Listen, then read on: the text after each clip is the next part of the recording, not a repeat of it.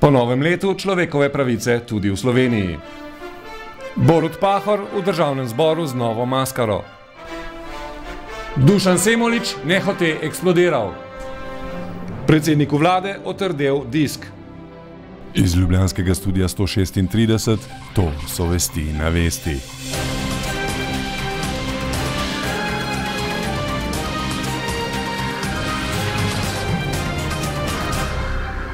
Varuhinja človekovih pravic Zdenka Čebašek-Travnik je ob dnevu človekovih pravic pripravila slavnostni sprejem. Nepričakovano se ga je udeležil tudi predsednik vlade Janez Janša, ki pa je kasneje, še isti večer, govoril na proslavi posvečeni političnim zapornikom med leti 1945 do 1991, kjer se je med drugim opravičil tudi samemu sebi. Bilo je krivično, kar sem vam storil. Imeli ste prav. Tisti, ki so vas sodili in preganjali, pa so ravnali narobe. V studiu 148 pa je včeraj dramski oddelek Vesti predstavil politično veseloigro Oblast. Tule je odlomek.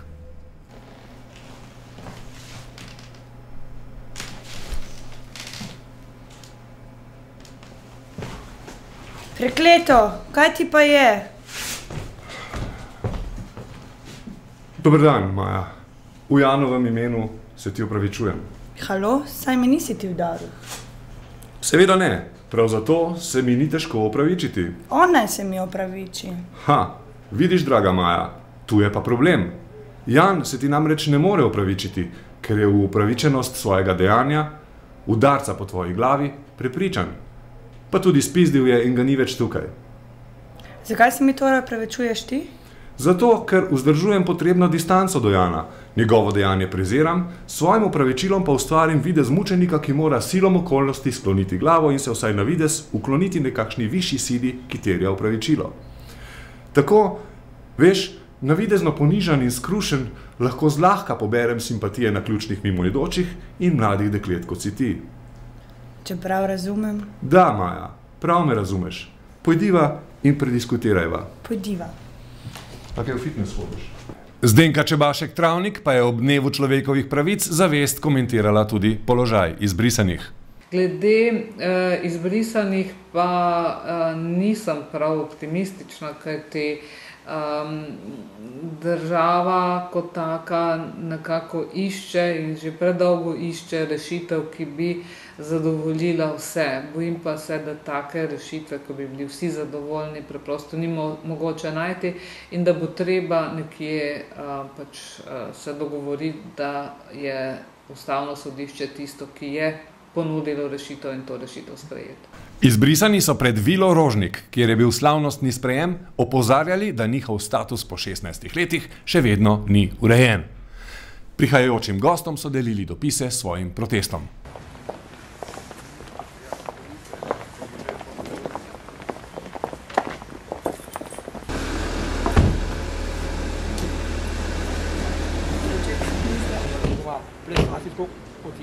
Vlada.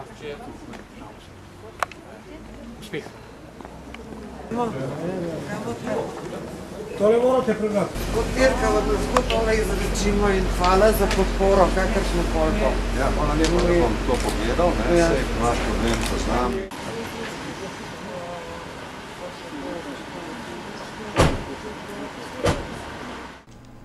Najzanimivejši pa je bil pogovor izbrisanih s poslanko SD Majdo Potrata. A ste vi Slovenka, gospa? Ja, jaz sem Slovenka. Iz parlamenta vas poznam, mislim, po jaz sem Majda Potrata. Ja, tako je, pravilno. Jaz pa Anton Debevec. Pa tudi Slovenec, pa mene so zbrisali, zakaj pa vas niso, ne vem. Zakaj mene niso? Ja, to pa je jasno. Ampak, sva oba Slovenka. Zato, ker sem jaz informbirojev Skodete, veste? Jaz sem informbirojev Skodete, zato me niso jutri. Sem jaz sem. Kdaj je bil pa ta informbiro, če mi lahko poveste? Leta 48, ne? Pa do 53, ne? Ja, jaz sem otrok obupa, pravi moj mož. Predsednik Socialnih demokratov Borut Pahor, ki mi je mimogrede zelo všeč, vedno tako lepo oblečen in kot iz škatlice, je razglasil, da je strankin kolegi sprejel predlog, da bo mandatar v primeru njegove zmage na volitvah on sam. Takole pa je odgovoril na naše vprašanje koliko si tega res želi. Doslej sem jaz junija sprejel neko odločitev, ki je bila povezana ne samo z mojo, ampak z strankino usodo.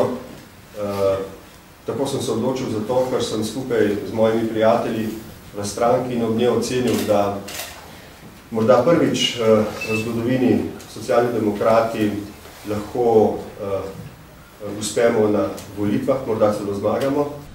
Predstavniki Zveze svobodnih sindikatov so opozorili na težave zaposlovanja mladih. Dušan Semolič je ob tem spomnil vlado na vsebino že podpisanega sporazuma.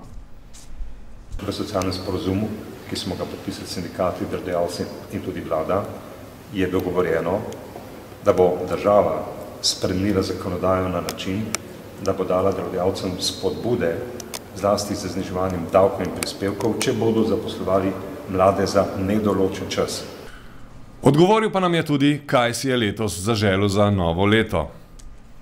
Napredek za pogajalsko mizo z gospodi delodajalci. Kajti, če se bi to zgodilo, potem bi lahko vso to energijo, ki jo imamo, usmerili za kaj drugega. Če tega pa ne bo, bomo zagotovo se borili z dedkom Mrazom, pa še s kom, da bi delavci v letu, ki je pred nami, da bi se njihov standard popravil glede na naše zahteve. Torej, želim si, da bi delodajalci dali tisto, kar bi moral dati dedek Mraz. Slovenija, Slovenija, Slovenija, kulturac. V Kiberpipi smo ujeli priprave na 4. NoLAN party. To je tekmovanje v starih računalniških igricah, ki je pravzaprav že tradicionalno postala v našem muzeju in je pač ugotovili smo, da so te stare igrice izredno popularne. A vam je ta sound kaj znan? Vam je tale igrica kaj znana? Bubble Bubble. Tole je računalnika, ne? To ni tipkovnica. Ja, računalnik in tipkovnica je. Kar pomeni, da? Kar pomeni, da je tipkovnica in računalnik v enem.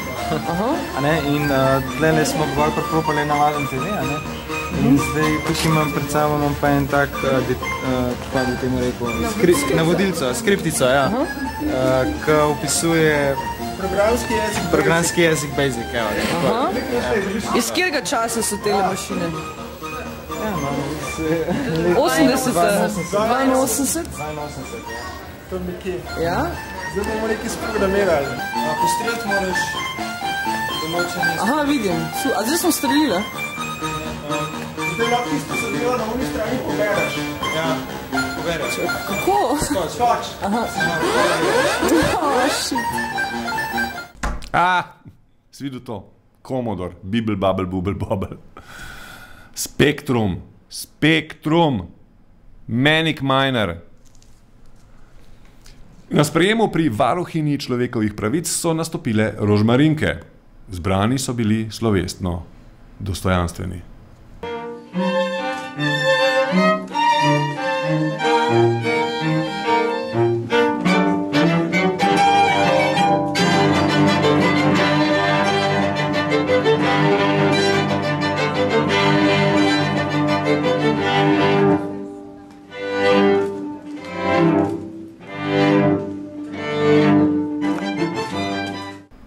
Še vreme?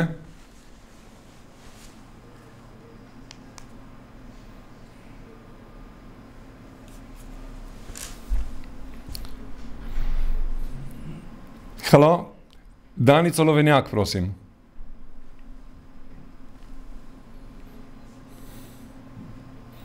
Halo, Jonas pri telefonu.